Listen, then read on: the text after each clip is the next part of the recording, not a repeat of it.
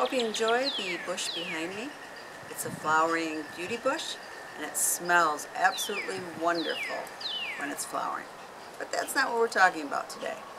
We're talking about the tactical pen. Is it really something you should spend your money on? Let's see.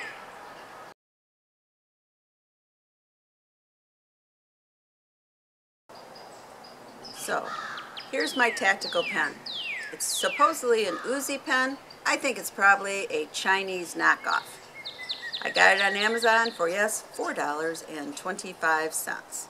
But you know what? It writes pretty good. It's not a bad pen. It has a glass breaker on this end. And it is made out of gunmetal. It has a little clip. It's got a bit of a heft to it. It's not a bad pen. But would I ever use a tactical pen? I really doubt it. And how many of you that own a tactical pen would really be using that for defense? I mean, let's admit it. Hopefully you'd have a gun. If not, you'd at least have the blade you keep in your pocket.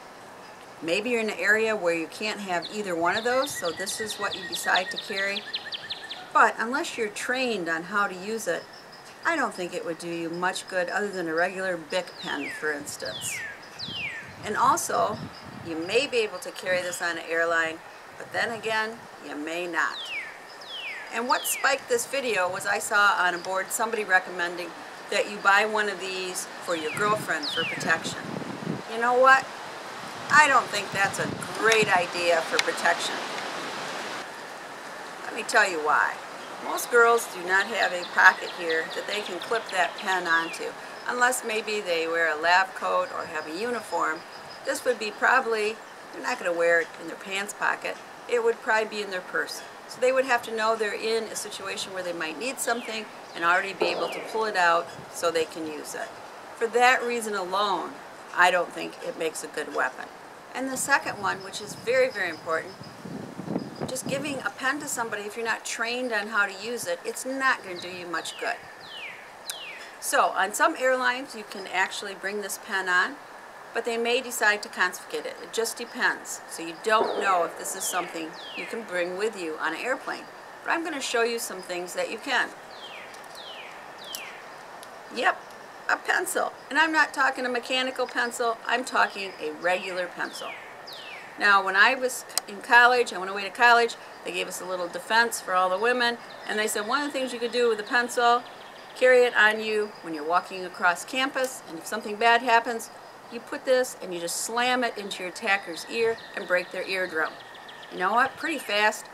Attacker probably isn't going to be that scared of a pencil. And of course, you could also use the eye, but then they'd see it coming. Okay. Something else. You can carry these on an airplane. Yep, they're knitting needles. And you can actually get shorter ones that are for knitting gloves. If any of you saw the Fear the Walking Dead, the Airplane Online episode, these were pretty effective used against a zombie on an airplane. But they're pointed, they're made of metal. This might protect you just as much as this would. But again, these are kind of large to carry with you. So you might want to think of a crochet hook. This is something that would not garner any questions if a woman was carrying it. Maybe she crochets. It even has, as you can see this, a nice little plastic-like handle. But again, fit easily into the pocket, and this could be a formidable weapon if need be. Now, I thought we'd test all of these weapons on a pig's foot that I bought especially for this, and see what does the most damage. I only bought one foot, so I haven't tried this at a time, so I'm not sure what's going to happen. You also have to remember here, I'm not really strong, and so I'm sure you could do a lot more damage, but let's see what the pen does, this point.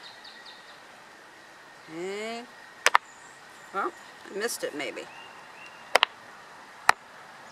Just hits bone, doesn't do anything. I'm not saying it won't hurt the pig. Let's try this side. Again, just hitting bone. Okay, let's try the pencil. Ooh, you can see it left a mark. Left another mark. So it goes in a little, but this is pretty tough. Let's try one of these knitting needles. Whoa. Yeah, I can see why it killed the zombie on the plane. Let's try our little crochet hook. Oh, I missed, sorry. Dang, the pig keeps moving. Okay, doesn't go in as well. Okay, so if you have better aim than I do, you can get it in. And once you get it in though, gosh, it's not going to be easy to get out. Obviously, this seems to be the easiest, if I can hit it. Okay, goes right in. Let me try this again. Let me hold it maybe more. You can feel it hitting on the bone. So I mean, I'm sure it would hurt. And that's supposed to be like a little spot, right, on a human. So the pig might be squeaking when you hit that. But I don't know. I think for most women, if we only get a couple of hits, I just don't know if this would really do us much good. Again, I think this is pretty effective. Like I said, definitely goes into the skin. And again, this could be a very low cost weapon. Nobody would question if you had it.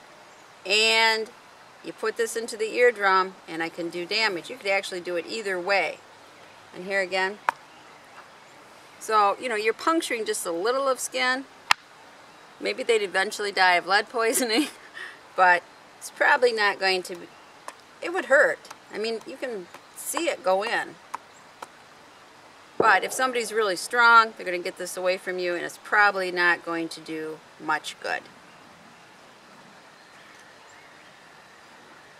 I'm going to try this one more time.